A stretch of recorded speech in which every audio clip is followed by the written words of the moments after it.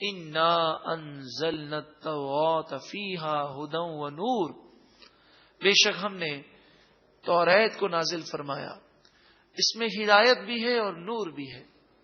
یحکم بہا النبیون، اس توریت کے ذریعے نبیوں نے فیصلہ فرمایا۔ الذین اسلموا، ان نبیوں نے فیصلہ فرمایا جو اللہ کی بارگاہ میں ہمیشہ جھکے رہے۔ للذین ہادوا، کن کے لیے فیصلہ فرمایا؟ یہودیوں کے لیے جو اپنے آپ کو یہودی کہتے، ہادی کہتے، مہتدی کہتے۔ ان سب کے معنی ہدایت یافتہ، یہودی کے لفظی معنی ہے ہدایت یافتہ، مگر نام تو اچھا ہے مگر کام سارے ہدایت سے دور کے ہیں۔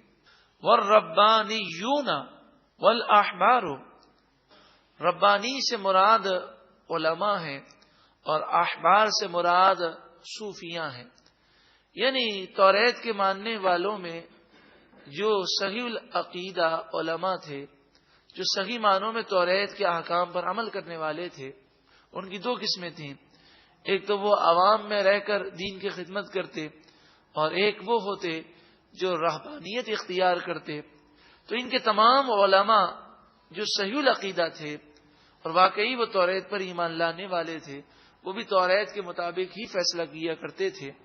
بما استحفظوا من کتاب اللہ، اس کے مطابق فیصلہ کرتے جو اللہ کی کتاب کی حفاظت کرنے کا حق تھا۔ وَكَانُوا عَلَيْهِ شُهَدَاءَ، اور وہ اس پر گواہ تھے، لیکن بعد کے لوگوں نے تحریف کی اور رد و بدل کر دیا۔ فَلَا تَخْشَوُا النَّاسَ، پس تم لوگوں سے نہ ڈرو۔ وَاخْشَوْنِ، اور خاص مجھ ہی سے ڈرو۔ وَلَا تَشْتَرُوا بِآيَاتِي ثَمَنًا قَلِيلًا، اور میری آیتوں کے بدلے تھوڑی قیمت حاصل نہ کرو۔ مطلب یہ کہ لوگوں کو خوش کرنے کے لیے سچ کو نہ چھپاؤ۔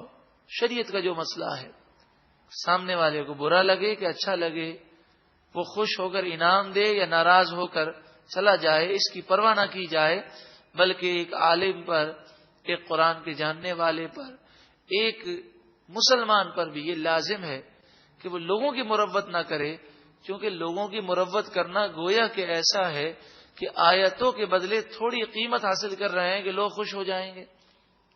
اور یہودی تو کیا کرتے کہ لوگوں کو خوش کرنے کے لیے اور ان سے تحفے حاصل کرنے کے لیے شریعت کے احکام بدل کے بتاتے، تو لوگ خوش ہو کر ان کی مٹھی گرم کر دیتے۔ وَلَا تَشْتَرُوا بِآيَاتِي ثَمَنًا قَلِيلًا، اور میری آیتوں کے بدلے تھوڑی قیمت حاصل نہ کرو۔ ساری دنیا کی دولت آخرت کے مقابلے میں فانی ہے، بیکار ہے اور وہ قلیل ہے۔ وَمَن لَّمْ يَحْكُم بِمَا أَنزَلَ اللَّهُ، جو اللہ نے نازل کیا اس کے مطابق جو فیصلہ نہ کرے، یعنی اللہ کے حکم کو نہ مانے، فَأُولَٰئِكَ هُمُ الْكَافِرُونَ، پس یہی لوگ کافر ہیں۔ یہ قاعدہ یاد رکھیں کہ شریعت کے کسی حکم کا انکار کرنا جو مشہور و معروف ہو، ایک مسلمان جانتا ہے یہ قرآن میں موجود ہے، پھر بھی اس کا انکار کرنا یہ کفر ہے۔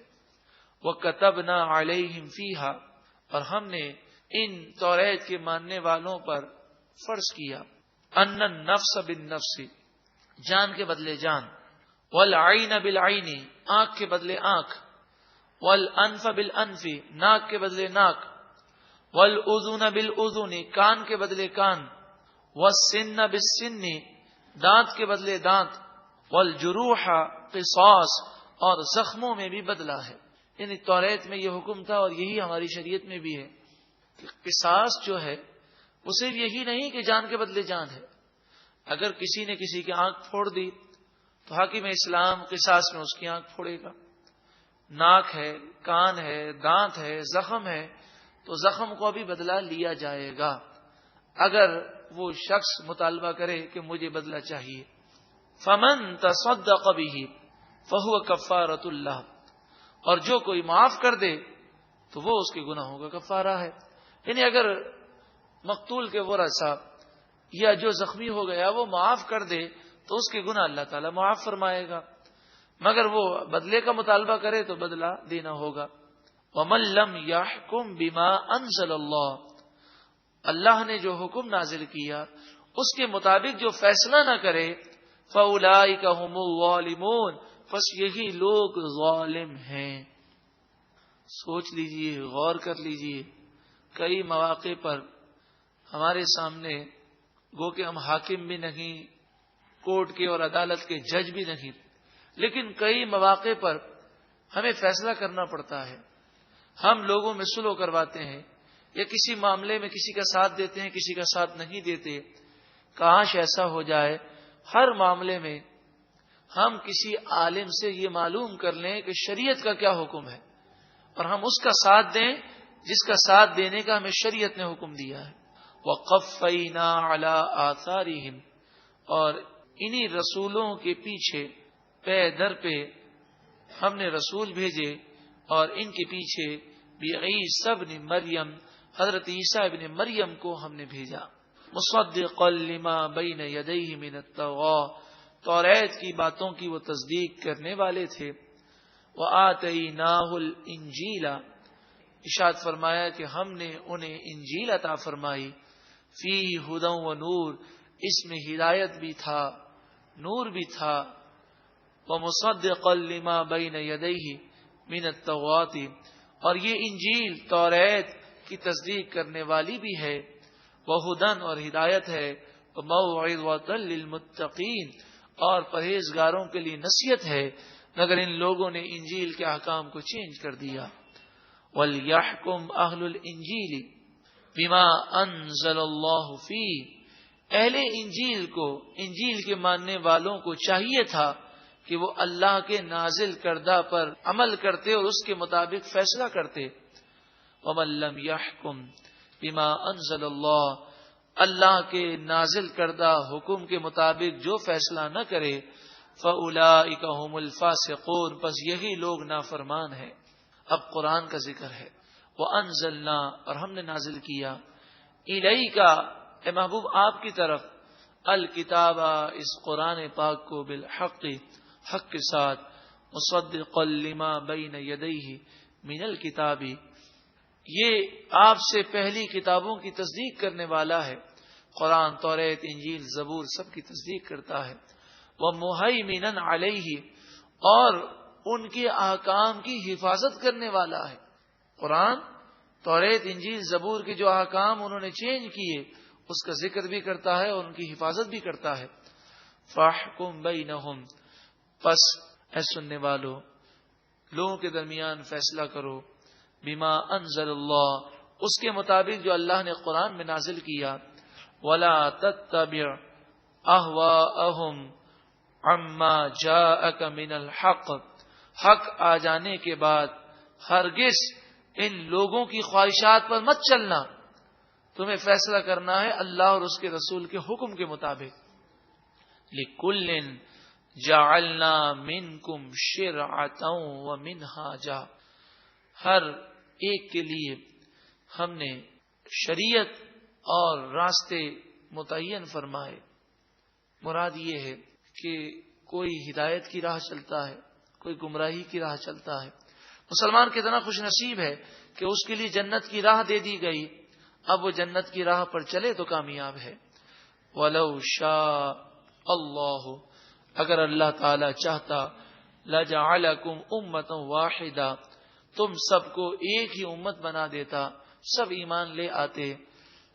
مراد یہ ہے کہ اگر اللہ تعالی مجبور بنا دیتا تو جس طرح فرشتے، جس طرح اور مخلوق اللہ کی نافرمانی نہیں کر سکتی، انسان اور جن کی بھی جرت نہ ہوتی کہ وہ اللہ کی نافرمانی کر سکے، لیکن اللہ کی مشیت ہے کہ اس نے عقل بھی دی، شعور بھی دیا، حق اور باطل دونوں راستے سامنے رکھے۔ اب جو حق پر چلتا ہے وہ اپنا بھلا کرتا ہے، اور جو باطل پر چلتا ہے وہ خود جہنم میں جانے کی راہ اختیار کرتا ہے۔ دیکھیں یہ آزمائش ہے نا انسان کی، اسے مجبور نہیں کیا گیا، اب اسے عقل ہے، اب یہ آزمائش ہے کہ وہ عقل کو استعمال کرتا ہے کہ نہیں۔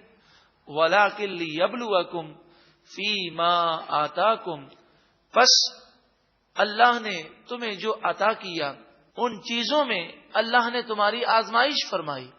عقل دی، شعور دیا، اب تمہاری آزمائش ہے، بس اے مسلمانوں اس آزمائش میں کامیاب ہو جاؤ.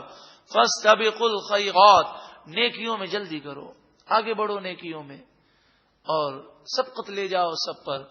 الی اللہ مرجعکم جمیعا، تم سب کو اللہ کی بارگاہ میں حاضر ہونا ہے. فینبئکم بما کنتم فیہ تختلفون، پس وہ تمہیں خبر کر دے گا ان تمام معاملات میں جن میں تم آپس میں اختلاف کیا کرتے تھے. وَأَنِحْكُمْ بَيْنَهُمْ بِمَا أَنزَلَ اللَّهُ، اور فیصلہ کرو ان کے درمیان اس کلام کے مطابق جو اللہ نے نازل کیا. وَلَا تَتَّبِعْ أَهْوَاءَهُمْ، کتنا پیارا کلام ہے کہ لوگوں کی خواہشات پر مت چلو. آج ہم لوگوں کی خواہشات پہ چلتے ہیں کہ ہم اکثر یہ جملہ کہتے ہیں لوگ کیا کہیں گے. کاش یہ فکر بن جائے کہ اللہ اور اس کے رسول کا کیا حکم ہے. لوگوں کی اکثریت کافر ہے اور مسلمانوں میں اکثریت اللہ کی اور اس کے رسول کی نافرمان ہے، گناہگار ہے، اکثریت بے نمازی ہے. تو لوگوں کو نہ دیکھیں بلکہ یہ دیکھیں اللہ اور اس کے رسول کا کیا حکم ہے.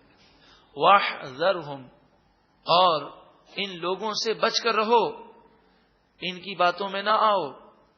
اَن يَفْتِنُوكَ، کہیں وہ تمہیں لغزش نہ کروا دیں، تم سے غلطی نہ کروا دیں.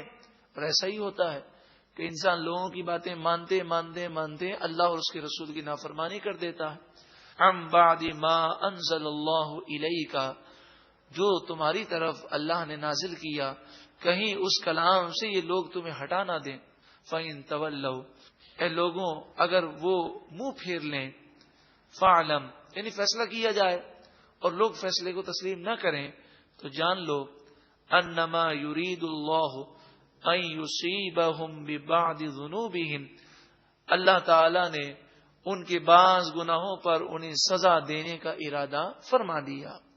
جب قرآن اور حدیث کی بات کوئی نہ مانے، سمجھانے کے باوجود نہ سمجھے، تو پھر یہ سمجھ لینا چاہیے کہ لگتا ہے کہ اس کے لیے ناراضگی مقدر ہو گئی ہے، کہ اپنے آپ کو تباہی والے کام کر رہا ہے.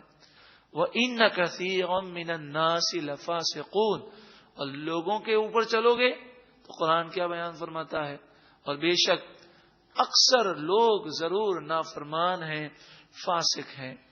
أَفَحُكْمَ الْجَاهِلِيَّةِ يَبْغُونَ، کیا جاہلیت کا حکم وہ چاہتے ہیں؟ جاہلیت کے حکم سے مراد شریعت سے ہٹ کر، تو شریعت کے فیصلے کے علاوہ کوئی اور فیصلہ چاہے تو سمجھیے وہ جاہلیت کو چاہ رہا ہے.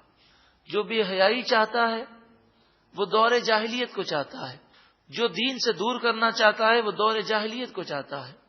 جو آزادی کے نام پر یہ کہتا ہے کہ انسان کو آزادی ہے، وہ جو چاہے کرے، چاہے وہ لباس پہنے چاہے نہ پہنے، آزادی ہونی چاہیے، تو پھر اس میں اور کفار مکہ میں کیا فرق رہے گا کہ وہ بھی تو آزادی کے متمنی تھے کہ خانہ کعبہ کا طواف کر رہے ہیں ننگے ہو کر، سیٹیاں مار رہے ہیں، تالیاں مار رہے ہیں. نبی اکرم صلی اللہ علیہ وآلہ وسلم نے جب اسلام کی دعوت عام کی اور جب مکہ فتح ہو گیا تو آپ نے ارشاد فرمایا کہ اب کوئی کافر حرم کے قریب نہیں آئے گا، کوئی ننگے ہو کر طواف نہیں کرے گا، کوئی سیٹی نہیں، کوئی تالی بجانے کی اجازت نہیں.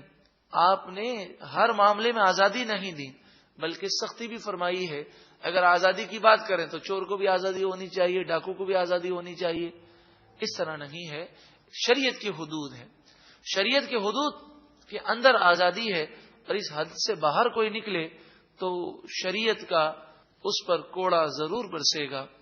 وَمَنْ أَحْسَنُ مِنَ اللَّهِ حُكْمًا لِقَوْمٍ يُوقِنُونَ، اور اللہ سے بڑھ کر حکم کس کا اچھا ہے کہ اللہ کے حکم کو چھوڑ کر، اللہ کے فیصلے کو چھوڑ کر لوگوں کے بنائے ہوئے قانون کو اپنایا جائے.